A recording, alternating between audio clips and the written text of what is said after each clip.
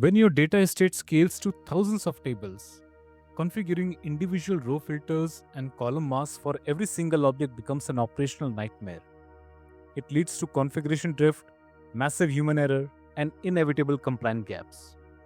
In 2026, architects no longer secure data object by object. The legacy model of attaching row filters and column masks to every individual table simply doesn't scale. Instead, we are moving to attribute-based access control, shortly ABAC, where access decisions are driven by attributes like user role, data sensitivity, and business context. This is a fundamental architectural shift from manual configuration to a centralized, policy-driven security. With ABAC and governed tags in Unity Catalog, we can now define security policies once and have them enforced automatically across the entire global data estate. Policies are no longer tied to individual tables. They are attached to attributes and tags and evaluated dynamically at runtime. In this video, we will break down the definitive blueprint for implementing this at scale. Welcome to Architect Mindset, your blueprint for modern systems.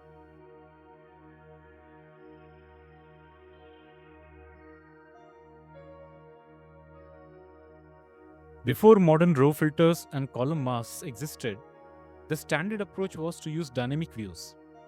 Instead of securing the table directly, architects created a view on top of the raw data, and all user accesses were routed through that view. The security logic was written in SQL, often using identity functions to filter rows dynamically. And critically, users were completely blocked from accessing the underlying raw table. Now at small scale, this approach works. But as your data estate grows, it quickly becomes unmanageable. For every access pattern, you end up creating new views, which leads to an explosion of view objects across the workspace.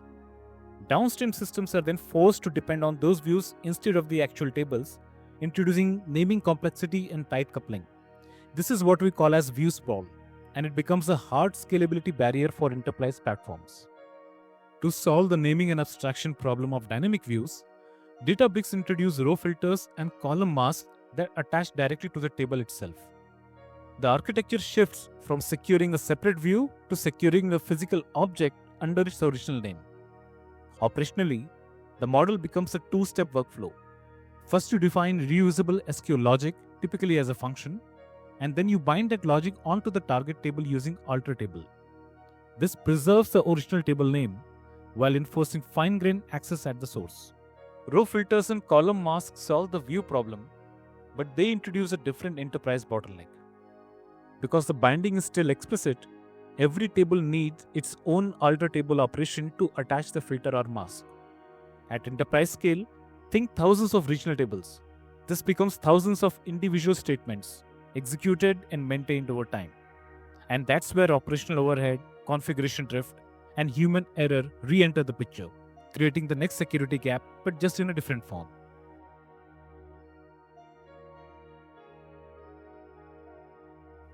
In 2026, the strategy shifts entirely to attribute-based access control, officially released for general availability in April 2026. Instead of securing individual objects, we now secure attributes. Data security relies on a highly scalable relation between attributes of the data and attributes of the user. Architecturally, this requires a strict three-phase workflow to succeed. To make ABAC work at scale, the first step is defining a strict governance taxonomy.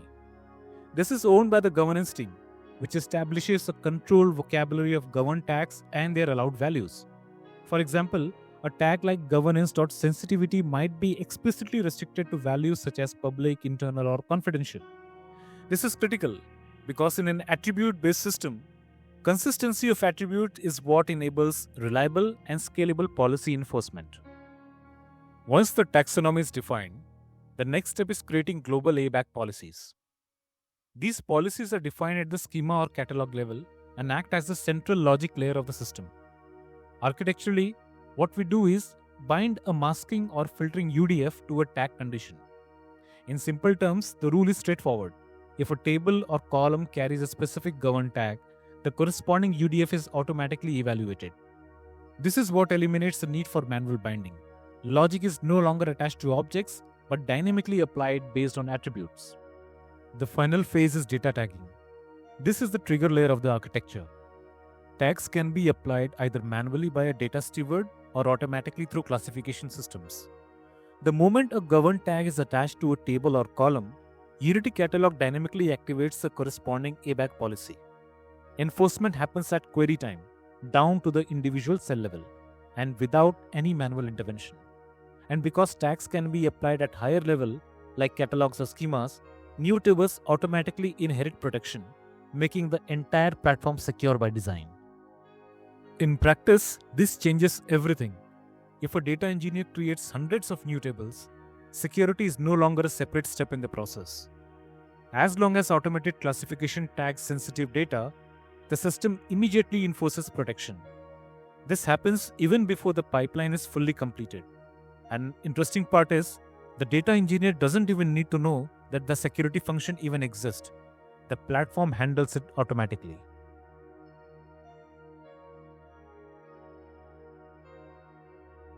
When you apply a governed tag to a parent object, it automatically cascades down to the child objects. Tagging a catalog cascades the tag down to all schemas, tables, views, and streaming tables within that catalog. Tagging a schema forces the tag to apply to all underlying tables and views. But tagging a table applies the attribute to that specific object, but does not automatically cascade to the column level. Now, this brings us to a critical exception in the inheritance model. Even though tags cascade across catalogs, schemas, and tables, they do not inherit to individual columns. And this is intentional, because column-level security requires precise targeting. Not every column in a table contains sensitive data. For example, tagging a table as a high sensitivity does not mean every column should be masked like a social security number. Therefore, to enforce column-level security, tags must be applied explicitly at the column level, either manually, through SQL, or using automated classification systems. Now here is why the architecture becomes truly powerful. Implicit tag inheritance does not physically stamp every child object. It comes alive dynamically at query runtime during policy evaluation. For example, if an entire catalog is tagged as market EMEA and a policy restricts access to that region, any query against tables within that catalog will be evaluated against that tag in real time. If the user does not meet the criteria, the system immediately fails closed and denies the access. In the UI or the lineage view, you will see the tag explicitly applied at the catalog, but the protection extends implicitly to all child objects through runtime enforcement. Now let us see how overrides works in this hierarchy. By default, tags which are applied at higher levels cascade down as inherited attributes. However, if you explicitly assign the same tag key with a different value at lower level, such as directly on a table, that value takes full precedence. In other words, explicit tags override inherited ones. This gives architects precise control to handle exceptions without breaking the overall hierarchy. Now let us look at how this override is actually evaluated at query time. When a user queries a table, Unity Catalog resolves tags using a bottom-up approach. First, it checks for a tag assigned to the table itself. If a value is found, that becomes an effective tag, and the evaluation stops immediately. If no tag exists at the table level, only then does it moves up to check the schema and finally the catalog.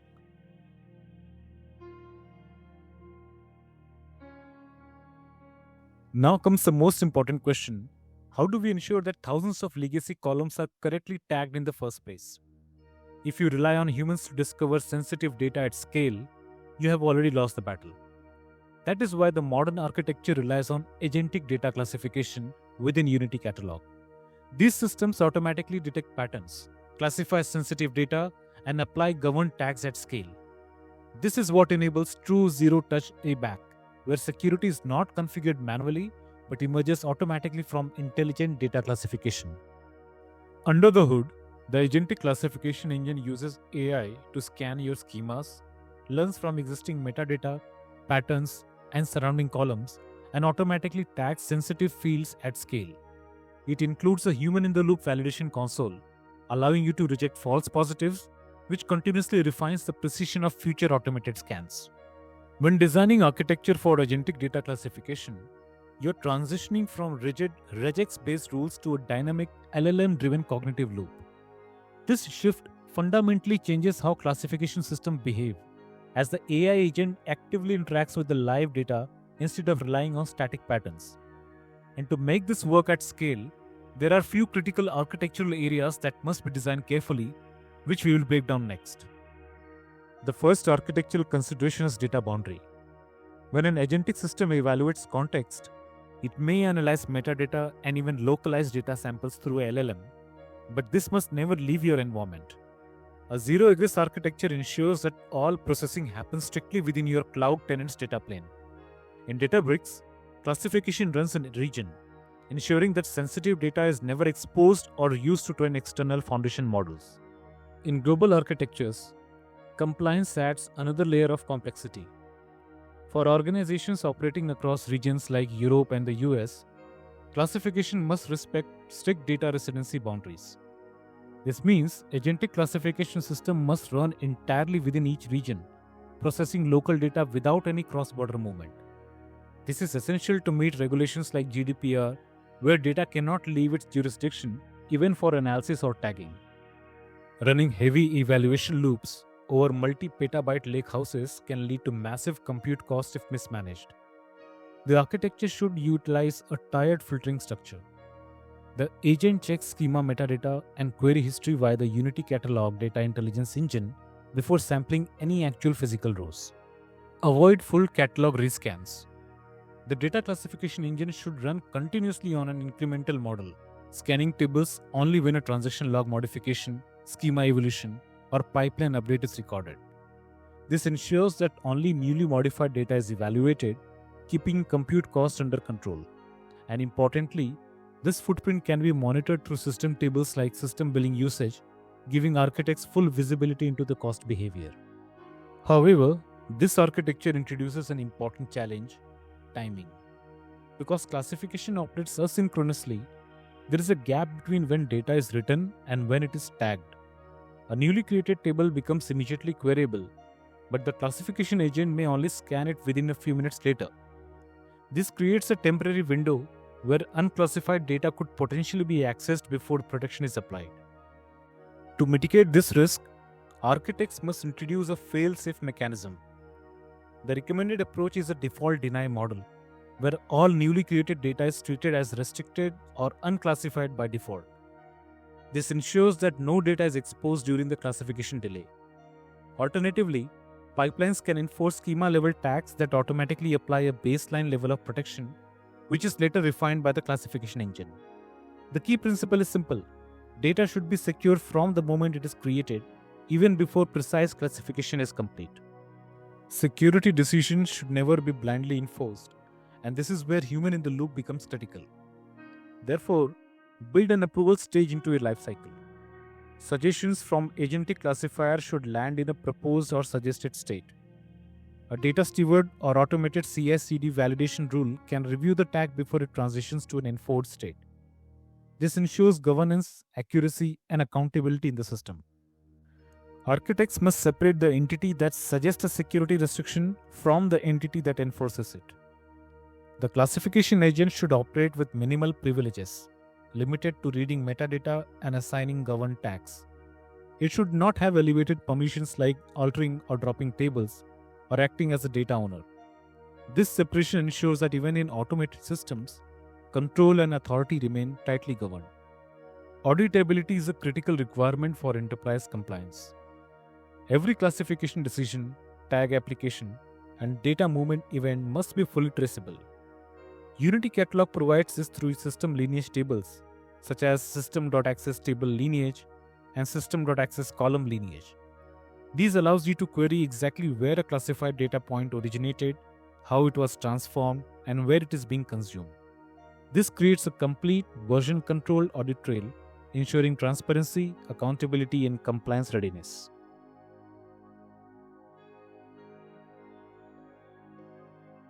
Now let us shift our focus to performance. The first performance guideline is simple. Always prefer writing your ABAC policies using pure SQL functions over Python or Scala UDFs. The reason is execution efficiency.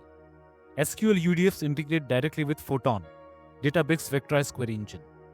Photon can flatten, compile, and execute the security logic as part of the query plan close to the hardware layer.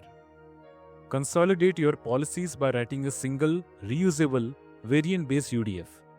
In 2026, a single variant UDF can mask integers, doubles, and strings simultaneously, reducing the number of active policies the system has to evaluate. The outcome is simple: fewer active policies, less policy resolution overhead, and better performance at scale. Do not write subqueries or deep nested joins inside your security policy function. Doing so forces the engine into sluggish nested loop joins rather than efficient distributed operations. Stick to clean, deterministic expressions to keep your Photon engine running at maximum velocity. Operations that can fail at runtime, such as standard division, introduce uncertainty into the execution plan. This prevents the query planner from safely pushing filters down into the storage layer, forcing broader data scans. Instead, use error-safe alternatives like try-divide, which guarantee predictable execution. Fine-grained security can destroy performance when every user produces a different execution path. So architect policies to be stable and predictable, minimize excessive branching, and keep UDF logic canonical. This preserves plan stability and improves cache effectiveness across a shared warehouse. Caching is not a speed feature, it's a security feature under fine-grained access control. Architects must ensure cache results cannot be reused across users with different entitlements. The goal is safe caching. Reuse what is safe to use, plans and metadata, while ensuring result caching never crosses security boundaries. When users query a table, Databricks combines all conflicting row-level restrictions into a single execution flow using AND operators. Oversplitting your logic into dozens of small, intersecting AND clauses drastically increases query planning latency. Therefore, design your taxonomies carefully. Instead of creating 5 individual tags that result in 5 AND statements, consolidate related security attributes under unified comprehensive keys. In many architectures, access control is implemented using external entitlement mapping tables. This means every query must join a massive data table with a security permission table, such as mapping users to regions. If not designed properly, this join becomes the dominant performance bottleneck in the system, far outweighing even the cost of fine-grained policies. The performance of this pattern depends entirely on the size of the mapping table. If the table is too large, the system is forced into a shuffled hash join, moving massive volumes of data across the network, which severely degrades performance.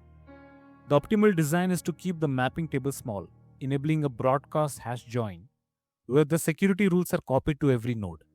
This eliminates data movement entirely and allows filtering to happen locally at maximum speed.